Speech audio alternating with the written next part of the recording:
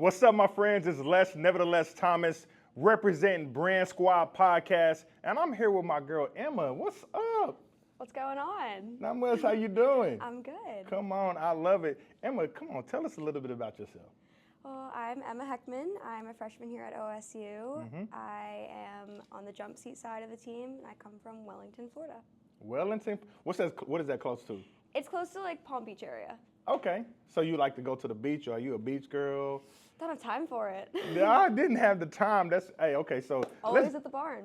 Come on, let's jump into that as a child. So tell us, what was it like being 5-year-old Emma? Were you in the house playing with dolls? Were you outside with horses? Were you climbing trees, jumping off of roofs, off of houses? What were you doing at 5? I was outside barefoot at the barn. Come on. Running around always. My mom rode, and she kind of just always dragged me to the barn, and I just kind of fell in love with it. And yeah.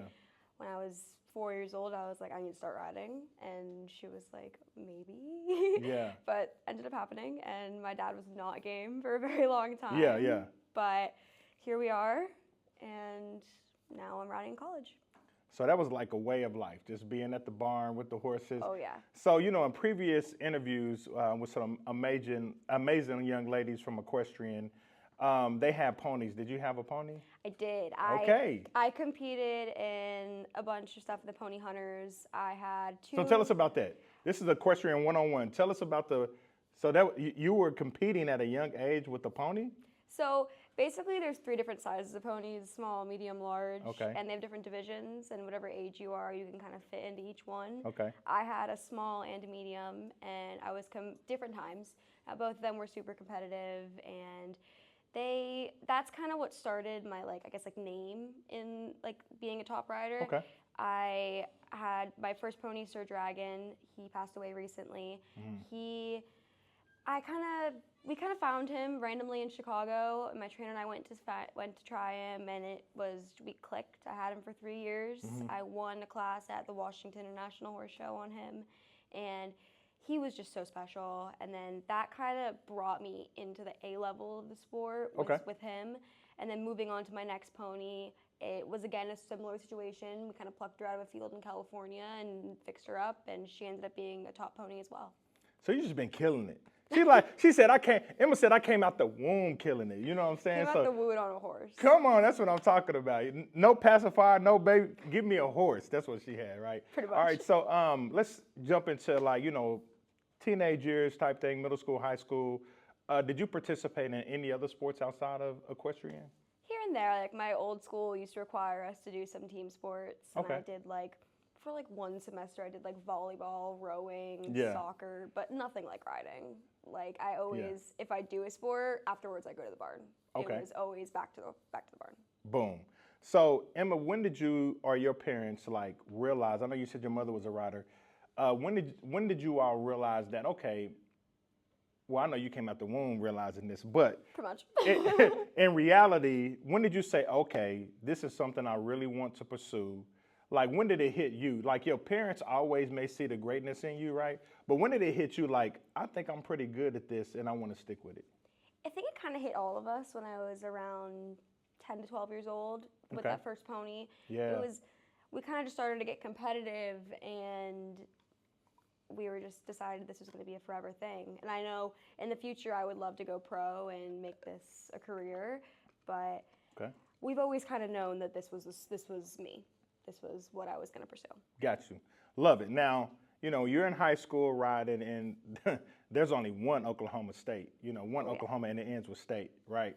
But what was your recruiting like? What were you thinking how did you end up saying, okay, Oklahoma State is the school? Because I'm sure someone with your greatness, right, with the ability that you had options, right? I would assume you had options. Yeah, a little. You had a little? It was kind of more, I always wanted to ride in college. It was always a childhood dream of mine. Yep. Did I know if I could make that happen? No. With the college recruiting process, is they look at equitation kids, and I was mainly jumpers. Okay. So a lot of the schools weren't looking for me. They weren't looking. Okay. They were looking more for the top equitation riders. Got you. And I was a very late recruit to Oklahoma, and the coaches were gracious enough to sign me and let me be here. And, Aren't they great? Oh my God, they're Come the on, most somebody. amazing people. Why would somebody even consider another school outside Oklahoma When State you meet University? Coach Larry and Coach Coach- Carter and Coach Ali, like it's game over. They're amazing. They took me in, and last minute, it was October of my senior year, going into my senior year, so very late commit, and they said like, okay, like you can be here, and I was crying on the phone with Coach Larry, so excited, and I committed before I even came on a visit. Okay. And Okay. when I came on the visit, I knew I made the right choice. This is it. This is the place I'm meant to be. And they say like you feel it when you go into a college campus. I was like, no way. Like I've been to a few. I was like, there's no way. Like maybe I like it, maybe I don't. And then I get here. I was like, oh, like this is it. This makes sense. So the atmosphere matched the conversation you had with Coach Larry, and Absolutely. so here's the thing. You know, side note. So did you know that Coach Larry is my brother? Really? Yeah. No. You don't see the resemblance? Wait, are you guys actually brothers? That's my brother. No, I'm messing with you. We always say that he's my big brother, you know, so he's not my real brother, but we're like brothers. Like, I really love that guy. You know, I think I really would consider jumping in front of a bullet for that man. You know what I'm saying? We're all family here. Yeah, we're all family, so I love that. I got you, though. I got you. I told you we're just going to have some fun. I'm very gullible. No, that's all good. Okay, so you speak with Coach Larry, you come do a visit here, and but I know at the same time, one thing with equestrian is it involves a lot of different competitions throughout the country, right? Yes. It's not just university. I know a lot of people here at Oklahoma State, you know, they think about equestrian and what's going on at the university, but you all compete the entire time throughout the country. And so let's kind of like talk about that. I know that you did some special training during the summertime. Let's jump into that. How did you get into, first tell us about where you went to do the special training, and the two, like tell us about what it was like to be there. So once I committed to Oklahoma, I wanted to start getting competitive in the equitation field. Okay. And one of the top equitation barns in the country is Heritage, which is where I ride. Where's that at? And it's in Wellington, Florida, and Katona, New York. Okay. So most of the barns do their like winter seasons in Florida, and then they all kind of scatter in the summer. So we are in New York for the summertime. Okay. But the team at Heritage and Andre, I knew I wanted to do the ACT, and I came to them with this goal of just getting better. Like I wanted to, so when I came to college, I was competitive. Yeah. And Andre took that goal and he said, let's go above that. He always gave me the confidence that I needed. Everyone there actually believed in me, which I felt like that was huge. They all were behind me. They were supporting me. They're my other family. And they took me in and they're like, here's a horse, figure it out. And they're like, we're going to help you and you're going to learn. And I was like, that sounds amazing. Yeah. OJT, on the job training. Pretty much. Come on, somebody. I moved to them around November, December time of 2023. And it's been onwards and upwards from there. I became a working student there, which is kind of... Tell us about that, working student. It's basically like a junior rider who you go to the barn, you stay there all day, you kind of just do work as a worker. Like I do the grain at the barn, I feed the horses lunch, I get to ride. Basically with doing all this, you get to ride a bunch of different horses. And Heritage would let me step in, let me do certain things around the barn and be able to then earn rides. And they taught me how to do like magna wave therapy, for example, or I do like What is that? What is that? It's kind of like we do it with humans too. It's like a pulse therapy for the horses, like just to help like muscles. Yeah, is that the little thing that vibrates like? That's a TheraPlate. Okay. That's another one. Okay. But the magna I've wave is seen kind that of hard to before. explain. It's like it's like a ring you put on them, and it like pulses their body. Therapy for a horse. Therapy for a horse. So I love it. we have those like amenities at Heritage, and they basically just let me do a bunch of stuff around the barn and like help out and be part of a winning team. So part of the reason you were there was to help prepare you to be here. Exactly. Right. It was utilizing that training from Andre and the team and applying that to my college career. Because in the college riding, you're getting on a different horse every day, and you're two girls going head to head on the same horse. It's who can do it better, who can ride this foreign animal better. Yeah. And Heritage would put me on different horses every day and say, "Here you go, have fun." And so basically, I was a working student there during WEF, which is the Winter Equestrian Festival down in Florida. Okay. and which is where I live. But that is one of the biggest. That probably is the biggest winter circuit in all of equestrian riding. And everyone from all over the world flies in. There's about 100,000 people that come to Wellington, and it gets when is huge. that?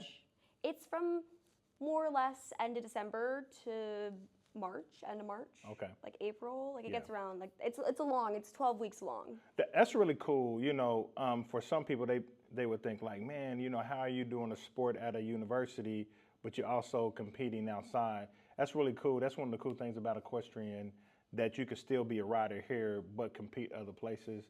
That's cool that you all are allowed to do that. But I know you had something you had to overcome while you were at this place. Let's talk about that. Tell us what happened, because I think I'm sitting here with like Bionic Woman.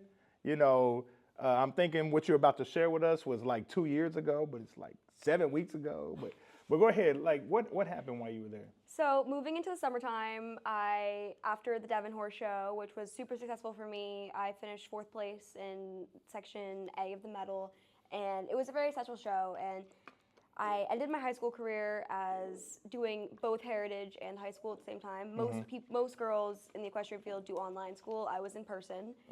So having to do that and manage my time, that was already tough. But then I graduated high school, moved to summertime, moved to Katona, was staying in a camper on property at the barn, doing all my own care on my one horse, and then riding up to 9 a day. It was amazing. I was having the best summer ever, showing a million animals, and it was just going really well. I was getting better and just really progressing, getting excited for college, but also being excited about my time at Heritage. Yeah, absolutely. Then one weekend in Saugerties, New York, I was at a horse show, and I was just flatting a horse, and I was just picking up a trot, like as simple as could be. And the horse caught a toe, and she went down on her knees, and I went off the side, and she somersaulted onto me. Oh my goodness. So and what's the average weight of a horse so people know what we're talking about? Like 1,200 pounds, more or less. So 1,200 pounds landed on top of you. Like that, I'm not a small guy, and that makes me like cringe. I can't even imagine. I ride in a blow-up safety vest, and usually when you fall, it's attached to your saddle, so when you come off, it can blow up. Yeah. I never left the saddle because I went tumbling down with her, so my vest never blew up. So I was kind of on the ground like I was, and since Hold up. You gotta understand, like many people watching this, they're not real educated when it comes to there's a suit. I'm thinking about a car if you hit something. So there's a suit that's created that when it comes off, it blows up. It's a controversial thing in the equestrian world because not a lot of people like to wear it, but I swear by them just for safety reasons. Yeah. It's basically like a vest, just a zip-up vest. Yeah. And it has like a CO2 cartridge right here. And basically when it disconnects and you fall off, the vest blows up like a little like airbag. Wow. I call it my little airbag. But yours, because you were still attached, never blew up. Never blew up. So this 1,200 pounds landed on you. Exactly. Oh my goodness. So what happened was I landed kind of on my right side, and that's when my shoulder broke. And then, so I had a broken collarbone, and then the horse landed right on the left side of my pelvis. So I had bilateral pubic rami fracture and a left sacral ala fracture. And that was sent to the hospital immediately. Now, you showed me the picture, so you're not talking about like, when she say fractured collarbone, let me tell you, this is not like a crack. Split in half. You know, we're talking about split in half. It was kind of sitting like this, and then so basically, they transported me to a level 1 trauma center at Albany, New York, and then it was so bad. It took them 5 hours to tell me I had a pelvic fracture. I was sitting in the ER just like in terrible pain, and And your parents weren't there? My mother was there. Your mother was there. But my father was in Florida. Oh, wow. So she calls him behind the ambulance, like, look, you gotta get here. Yeah, like, for real. And he's a panicker, and he was like, oh my God. So for 6 hours, he didn't know if I was okay. And she was with me in the hospital. I remember just looking at her. I kind of blocked most of it out of my memory because I think just the pain. I remember looking at her and being like, make it stop. Like, it was terrible pain. How long ago was this? 7 weeks ago today. I want the camera to get real close to my face. 7 weeks. 7 weeks ago. I 7 was in weeks a hospital ago, bed. and you're sitting here with me, and you broke a collarbone, and what happened here? I small fracture on my left sacral ala, which is kind of like the bottom of your back leading into your pelvis. Yeah. And then bilateral pubic rami fractures. 7 weeks. 7 weeks. My goodness. Okay, so I was in the hospital in Yep. Albany, and then they transported me to New York because Albany we just couldn't be there anymore. My mom's like, I have to get out. So I moved to HSS, and I was cleared to weight bear on my pelvis. Like, you can't stand. But I was just in, like, I couldn't. so much pain. I couldn't. Yeah. And then I was at HSS, and some nurse looked me in the eye and told me, oh, honey, you're not making it to college on time. And I was like, excuse me, that's not happening. So I like pushed myself out of bed, and everyone was like, oh my God, like, just help her out. And they got me up, and I walked a few steps, proceeded to pass out, and then get back up and walk a few steps Wow. back. Yeah, I know what that's like. And they were like, okay, if you can walk, go ahead home. So we ended up staying the night in Greenwich, Connecticut at our friend's house. And then I flew back to Florida in a sling in a wheelchair. Because when your collarbone's separated, there's nothing holding together. It's very painful. Yeah. The pelvis was painful, but so they're wheeling to the airport, and then we fly home. And then I had surgery 2 days later with my doctor at home, Dr. Sama, in Wellington, Florida, best orthopedic I know. And he did a phenomenal job on my collarbone, and has been kind of we've been working with him from here and just kind of monitoring my progress. So you didn't have surgery until you got back to Florida. So tell me what the conversation was like. Did your mother call Coach Larry, or did you call to let him know what happened? I know that was a tough phone call. Basically, my mom, I don't know why she did this. She texted a picture of me in the hospital bed in the C-collar to the OSU freshman moms group chat. Okay. She was just like, well, this might put a setback on things. Shout out to Mom, by I the was way. like, Shout out to mom. Shout out to Love Mom. her, but girl, that was So that's how Coach Larry found out? I think one of the moms must have told him or something, and they immediately sent us texts like, we're wishing you the best. They were so nice. supportive. Yeah. Oh, yeah, absolutely. The coaches, the team, all the mothers. If my mom didn't have that group of mothers, I don't know what would have happened. Yeah. They were calling her, sending gifts, just being so supportive. And then the coaches were like, take your time, recover, like, we're here for you. Yeah. The entire team, that's just a testament to this family of a Yeah. team. Everyone here was behind my back. Hey, it's nothing like family that supports you. And I know you mentioned about the doctor that did the surgery, and they started working with people here. And I think one of those people that they worked with was amazing person named Aaron. Yeah, someone named Aaron. Someone named Aaron. Let's go ahead and bring Aaron in. Let's bring Aaron in here. All right, so Aaron, tell us a little bit about yourself and your responsibilities here at Oklahoma State. Well, I'm an athletic trainer, specifically with equestrian. Okay. So I get to spend all my time with these girls. That's amazing right Yeah. there. Like, it's pretty cool, huh? Oh, it's fun. I love it. Dream job. So you don't bounce around. You belong to equestrian. Yep. Right. She's ours. We don't I'm share. theirs. We don't share. Yeah, I love it. So tell us about what does a day, day to day look like for you here in your role. Yeah, I go to all the girls' morning team lift, team workouts. Okay.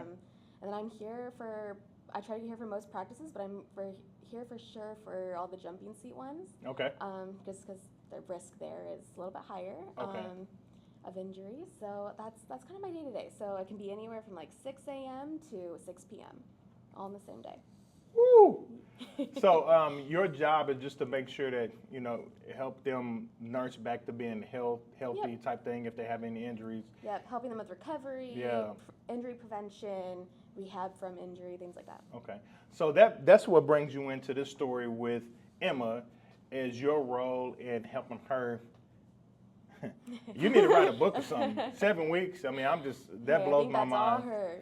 So tell us about what you would do day to day and some of the things you helped Emma get back to riding a horse. Yeah, well, first and foremost, when she sent me the email, I wasn't even in Stillwater at the time, so Okay. I was like, School hadn't started, or? School hadn't started. I was Okay. coming back from a vacation, and I was like, oh Lord, I got my work cut out for me. Yeah. And I was like, this girl is so lucky to be where she is right now. So from that point, our initial game plan was just like, okay, what can we do to make sure she has a normal college experience? I didn't know what we were working with necessarily. Yeah. How she would come into Stillwater, what form, how strong she would be, what we were working with. So the first goal was just to make sure she had a normal college experience, make sure things were pain-free, There you doing go. what she needed to do. Yeah.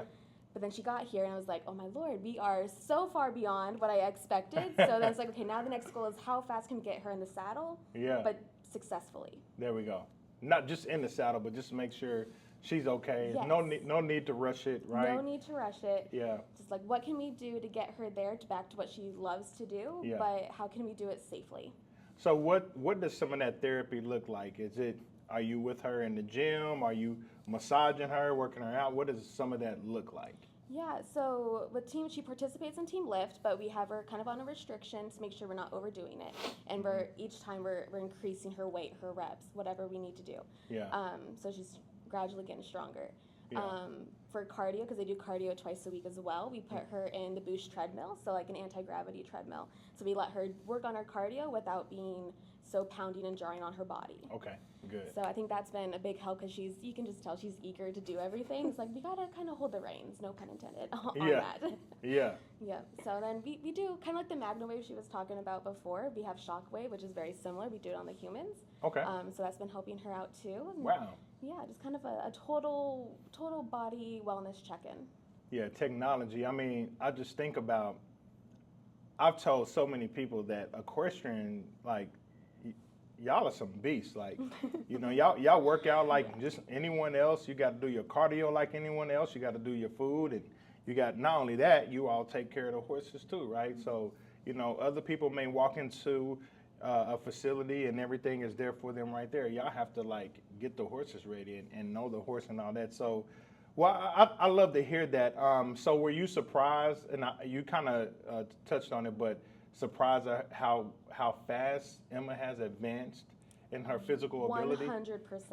Yeah. When she came in for her physical, our team physician, Dr. Moore, and I, we were taking her through the normal things, and we were like, oh my God, stop. Because like, she was just like, oh, look what I can do. Yeah. And I was like, oh, you're just 1 week out from surgery. Wow. So it was awesome. It was really refreshing to see someone so motivated, so excited, and it's nice to see. It makes my job a lot easier.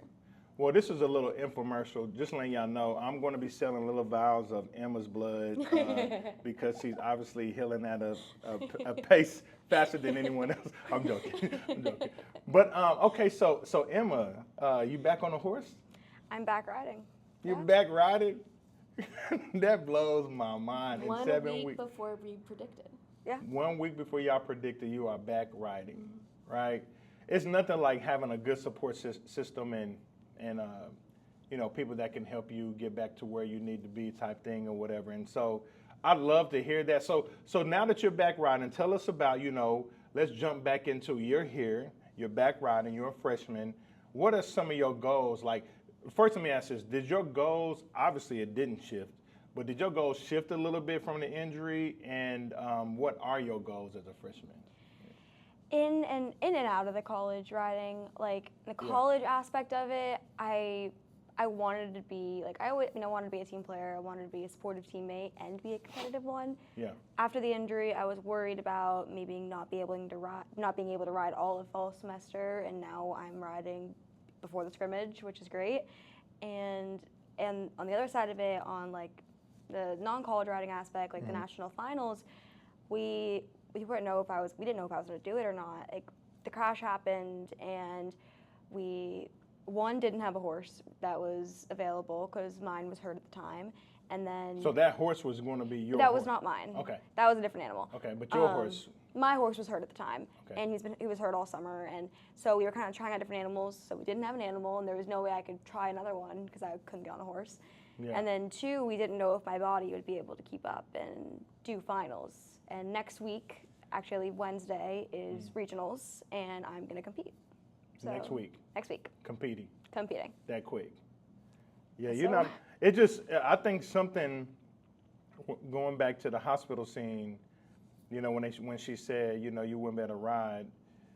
I think it triggered something in you, the competitiveness and just the pure, sure, like, will of a person. Like shout out to you to have that, to say, you know what, I'm not going to allow these words or what someone predicts to define me. I'm going to live my own truth and go down my own pathway, even though you passed out. And listen, I know what that's like. You see the scar, I had knee replacement in April, full knee replacement.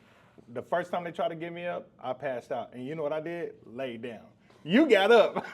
I laid back down and was like, this ain't happening. I broke out in sweats, but you got up. And so, shout out to you for that. But now you're back to a place of riding next weekend. So you mentioned, your goals here at Oklahoma State and outside. Share more about this national event that's coming up and starting in December. Tell us about that. So starting next week, we have the regionals for McClay, which is in November. So that's 2 of them. And then their Capital Challenge, which is like a mini final. It's sort of like a warm-up final. And then I'll travel to Harrisburg, Pennsylvania for medal finals. I've been there before. And then, before medal finals is USET finals, which is in New Jersey. That's at like the U.S. Equestrian top center there. Wow. I don't know what it's called. Wow. That is amazing. I mean, I almost feel like your story need to be on the news or something like that. Coming back, it's a privilege and an honor to be able to share your story. So when people see you now on campus or, at a meet, I learned not to say, I think I used to say game or something like I had to meet. Right. So I think for them to know your story, and that's one thing that's beautiful about, our podcast is sharing the story outside of the athlete. So people can see, like, when they see you riding, you're not just someone that worked hard from a young person. You actually had to work really hard from your crash that happened last month type thing or whatever. So day to day, what does it look like for you now? So I know you in the gym. I know you're watching how much she's doing everything, right? So when I think about riding a horse, I'm sitting in this chair like, I mean, you're good. Like, do you still feel pain? Do you still feel a little? I mean, not really. It's more of like when you haven't worked a muscle for a while and you lay in bed the night, you're like, oh, I'm a little sore. Yeah. That's pretty much it. Like, there's not really a pain. Not really pain, just a little like what someone my age may deal with, a little after visits you every once. Depends on the weather, you know what I'm saying? Yeah. So sometimes I get up real quick and sometimes I kind of get up slow, like you know what I'm saying? I got you. All right, so now your immediate goal, I know there's something happening on September 20th. Let's talk about that. Orange and black scrimmage. So that's kind of the season opener here. There we go. September 20th. September 20th. Got to come out to Paducah Hole. Come on. Just hopefully, we don't really know what's going on yet. We have our pattern for the flat, and we've been practicing it. We actually scrimmaged on it today, and that went really well. So yeah, that's pretty much our season opener, and then we go from there. Yeah. We have a bunch of meets the fall, and then we go in later into our spring season, and then Big 12s and nationals. Big 12. And then y'all. They got a 4-peat going on here. We got to make it a 5-peat. Come on. Big 12 champion, then they coming. You see this on my hand? They coming for this, baby.